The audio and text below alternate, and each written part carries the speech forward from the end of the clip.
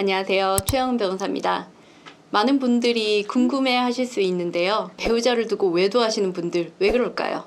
오늘 여기에 대해서 한번 이야기를 해보겠습니다. 변호사님이 한 1000건 그래도 넘게 이혼 소송이랑 상관 소송을 하신 걸로 알고 있는데, 그런 분들과 이야기를 나눠봤을 때 보통 남자가 바람을 피는 이유가 뭐였나요? 남자가 바람 피우는 이유는 딱히 없어요.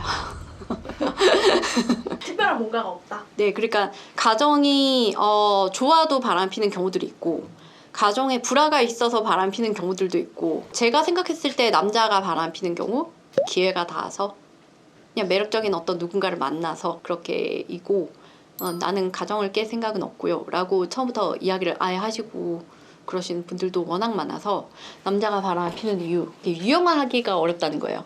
너무 다양하고 언제든지 바람을 필 수 있고 그게 자연스러운 거고 하는 것 같은 느낌을 좀 더 많이 받았어요. 배우자나 아니면은 이 결혼을 하지 않아도 뭐 여자친구가 있는 상황에서 어쨌든 다른 사람한테 시선을 돌리는 거잖아요. 네. 근데 이게 도덕적인 관념이 있는데 이거를 넘어서까지 바람으로 나아가는 게 어떤 특별한 이유가 있는 건 아닌 건가요? 일단 도덕적인 관념이 좀 약할 수 있어요.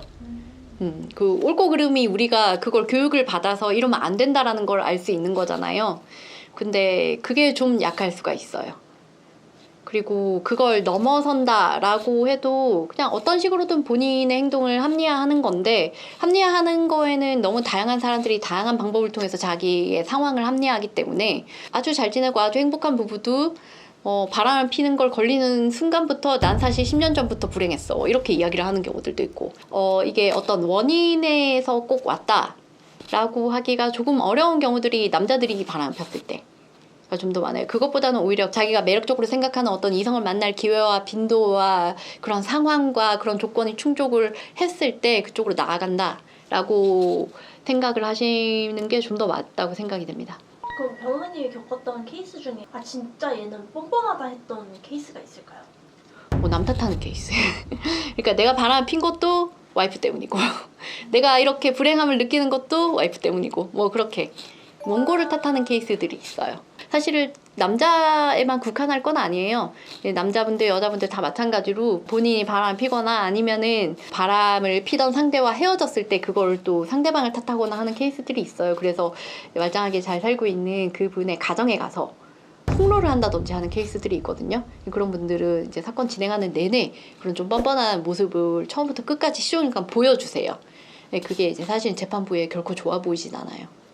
그럼 여자들은 또 바람을 피는 특별한 이유가 있을까요? 절대적인 건 아니고 남자들에 비해서는 본인 가정의 불화로 인해서 바람을 피는 경우들이 좀 더 많아요. 뭐 남편이 여러 번 그 전에 바람을 폈다든지, 아니면 남편의 폭력행위가 잦다든지, 남편이 제대로 경제활동을 하지 않아서 와이프가 다 먹여 살리고 있다든지, 뭐 그런 경우들이 많아요. 아니면 남편이 이제 돈 문제를 늘상 일으켜서 그로 인한 이제 채무, 그 다음에 뭐 개인회생 이런 걸 반복하고 있는 가정이라든지, 보통 우리가 생각하는 일반적인 가정인데 바람을 피는 그런 경우들도 물론 많지만 그렇지 않은 경우들의 비율이 이제 남자가 바람 폈을 때보다는 상대적으로 훨씬 많아요. 10명이 바람을 폈다고 하면은 변호사님 보시기에 남녀의 비율이 몇몇 정도 되나요? 남자 유부남이 바람 피는 경우가 여자 유부녀가 바람 피는 경우보다는 확실히 더 많기는 해요. 근데 저는 이것도 좀 기회 측면으로 생각을 하는데, 왜냐면은 직장 생활을 했을 때 많이 바람을 피잖아요. 근데 싱글인 여성과 싱글인 남성의 비율을 따졌을 때, 그 다음에 직장의 상하관계를 따졌을 때, 또는 직장의 그 집단에 남자가 더 많은지 여자가 더 많은지 이런 부분을 따졌을 때 유부남인 남자가 바람 필 확률이 유부남인 여자가 바람 필 확률보다 그 기회나 그런 게 훨씬 많아서 그렇다고 저는 생각이 돼요. 그래서 뭐 빈도로 따지면은 아직은 한 8대2, 7대3 정도? 변호사님들이 여러 사건들을 봤을 때 바람 피는 사람들의 심리는 보통 어떤가요? 바람을 필 때가 궁금하죠. 네. 근데 저는 늘상 이제 피고 나서 오시는 거잖아요. 들키고 나서 오시는 거잖아요.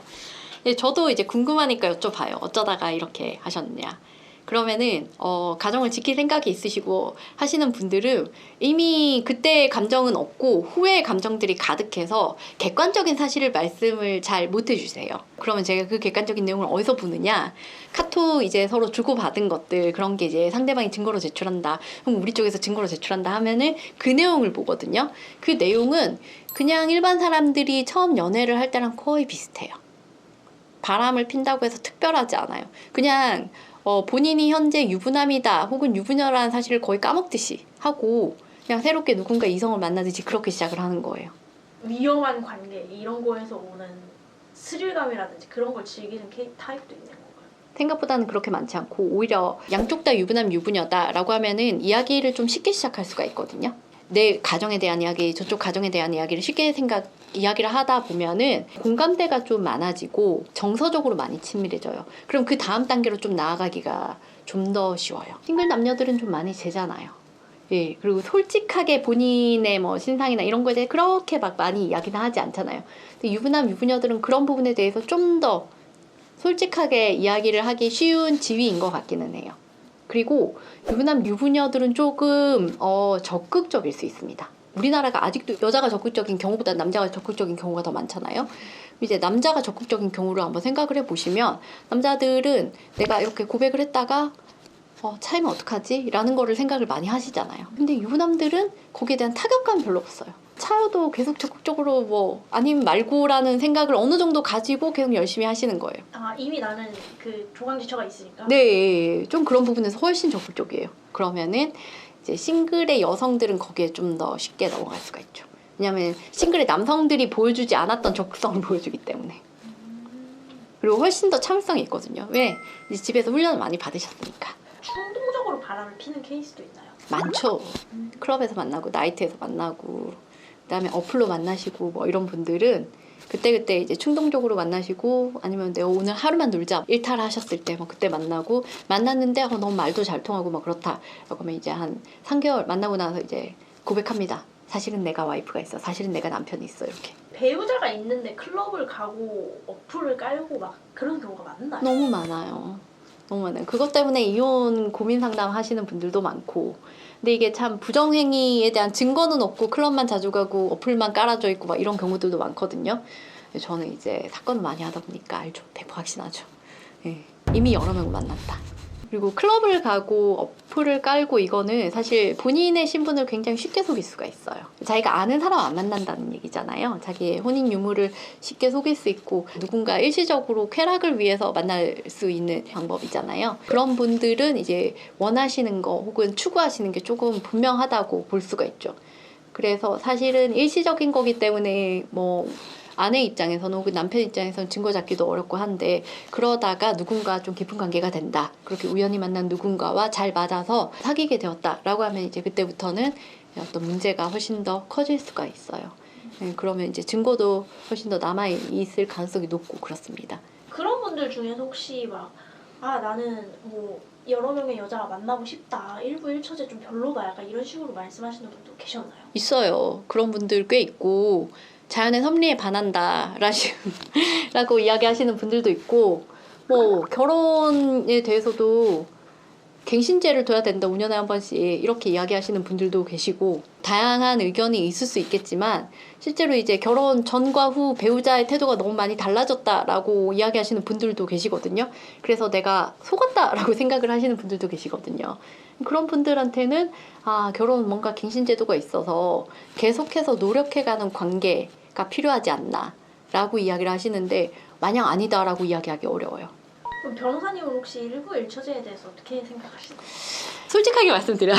네. 일부 일처제는 약한 남자들을 보호하는 사회적 장치라고 생각을 합니다. 동물의 세계를 한번 예를 들면 매력적인 힘센 수컷이 다수의 암컷을 차지하고 있잖아요. 그러면은 힘이 없고 매력이 없는 수컷들은 어떻게 해요? 그냥 혼자 사는 거잖아요. 근데 그게 인간의 세상에서도 마찬가지로 적용이 될 수 있어요. 우리가 아주 예전인 과거에는 그랬었던 적이 있었단 말이에요. 그다음에 또 다른 나라에서도 그런 모습을 보이는 나라들이 있어요. 능력이 되는 어떤 남자 한 명이 여러 명의 여성과 이제 집단으로 가족 생활을 하는 그런 형태를 우리가 충분히 볼 수 있단 말이에요. 그러면은 사실은 그 여성 여러 명은 어떻게 보면 생존적인 부분 다 해결이 되고 불만일 수도 있겠지만 만족하고 살아갈 수도 있는 거죠. 문제는 다수의 남성들, 그만큼의 재력을 가지지 않은, 경제적인 안정을 가지지 않은 그 남성들은 누군가와 가정을 이룰 기회 자체를 박탈당하는 그런 형태로 갈 수가 있는 거죠. 그래서 일부 일처제라는 거는 사실은 능력이 출중한 누군가에게 이런 가정을 이룰 기회가 집중되는 걸 막고 모든 사람이 가정을 이룰 수 있도록 보호를 하는 사회적 장치다라는 게 맞지 않나 라고 개인적으로는 생각을 해요. 오늘은 바람을 피는 분들이 어떤 생각으로 바람을 피는지, 왜 그런지에 대해서 이야기를 나눠봤습니다. 외도를 하시는 분들께 제가 말씀을 드릴게요. 너무 위험해요. 그리고 발각이 됐을 때, 누군가에게 알려졌을 때 본인도 위험하지만 피해자에게도 너무 위험한 일이에요. 사실 우리는 그냥 약간의 행복과 쾌락을 추구했을 뿐일 수도 있어요. 그런데 이 일을 겪는 사람들은 생각보다 타격을 굉장히 크게 받습니다. 저는 이 사건을 하면서 자살하시는 분들도 종종 봐요. 본인이 상황이 너무 힘들어서 배우자가 외도한 사실을 받아들이기가 힘들어서 극단적인 선택을 하시는 분들 너무 많이 봤어요. 그리고 그 극단적인 선택을 실패하시는 분들, 다행히도 실패하시는 분들을 더 많이 봤지만 가끔씩은 그거보다 좀 끔찍한 결과로 이어지는 경우들도 있어요.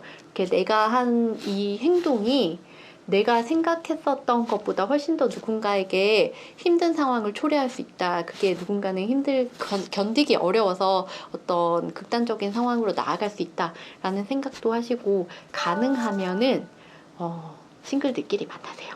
이상 최영은 변호사였습니다. 감사합니다.